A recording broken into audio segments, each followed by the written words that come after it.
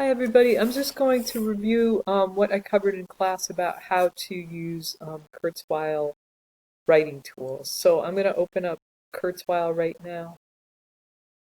It's going to take a minute to open up. And while it does, I'm just going to talk to you about this assignment. In this assignment, what you're doing is you're first going to create a brainstorm. Then you are going to flip it out over into outline view. You're going to split your screen and then you're going to draft in Kurzweil. So there are two ways that you can open a brainstorm. One of them is from the right menu. Um, this actually, if this light bulb isn't lit up, you're going to have a hard time getting it to work. For some reason, it's not lighting up for me. So what I'm going to do is go up to right, click on new, click on brainstorm, and and then click on blank, and it should open up a brainstorm for me. Okay. In class we talked about a bunch of those StoryCorps stories. The one I'll choose is Miss Divine, just because it's more about character than anything else. So what I have to do if I want to brainstorm is click in the brainstorm palette that I have set over here, but you can move around. You can see you can move it. This is a good place for it. Click on a lightning bolt, and you'll see a little red thing that looks like a 7. I think it's supposed to look like a lightning bolt pop up. And when your cursor appears next to it, you'll be able to type. If you have trouble typing, if it's glitchy, it'll be because this little cursor doesn't appear, and you might have to, do it a number of times to get it to appear. And I'm sorry it's glitchy, but Kurzweil can be like that. So I'm going to put out who question mark, where, and oops, where and when, and also what happened, what happens. I should have question marks after all of these. And then what's the point, right? And then I can shoot off of any of these. So I'm going to shoot off of this one and say Sunday school teacher. Sunday school. And I'm going to say neighbor of grandparents. Stern. And then I'm going to say stingy, because I'm thinking about the mangoes. And we'll get to that in a minute. And then I'm going to come over here to where and when, and I'm in this box, and I'm actually just going to put that question mark in. I'm going to hit the lightning bolt and wait for that cursor to appear, but sometimes it won't, so I'm going to click on it again. There it is. And I'm going to type Florida, grandparents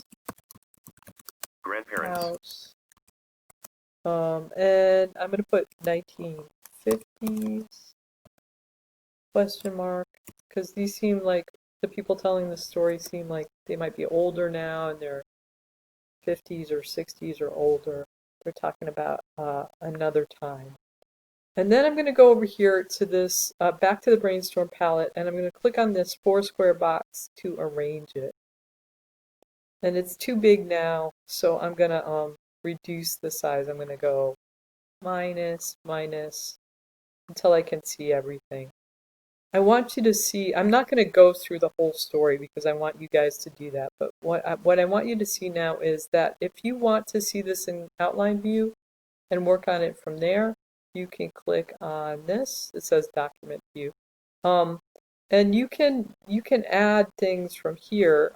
You can click on this and then you can add a subtopic, right? And say what happens. So I'm going to say two cousins Cousins. Sherry Cherie. and James And encounter James. Miss Encounter. Divine Miss Divine. at their grandparents' their house. grandparents. Right? She She takes takes them them to to Sunday school. Sunday. I'm going to tell the story of Story James of James. in the T. pajamas.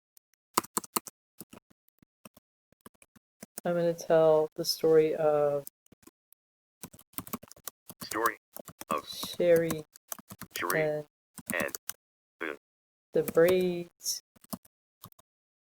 I'm going to tell the story of the mango, right? So I'm just giving myself the ideas about what I want to write. And if you can see, if you click back here on the brainstorm, these things will be in here now. It's going to look like a mess. So I'm going to go over here to the four square thing and get it to rearrange itself so it's more readable. And then, of course, because the map is giant, I'm going to have to make it smaller. And the smaller I make it, the harder it is to read, so that when I actually want to write from this, I'm going to click on outline, and then what I'm going to do is click on this, the split screen, and now I can type it. So the story from StoryCorps about Miss Miss Divine involves two cousins, cousins. Sherry and James, and James reminiscing about their childhood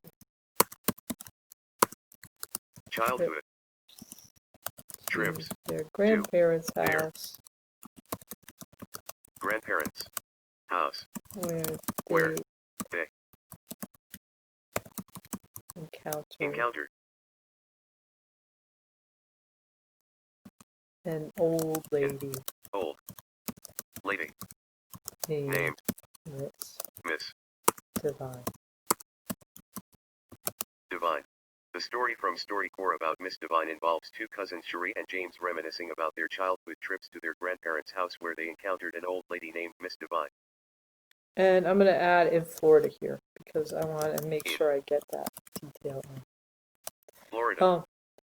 Okay, so you get how that works. Now, when you get all the way through and write your summary paragraph, what you can do is view it in this view and in the full document view, which is right here.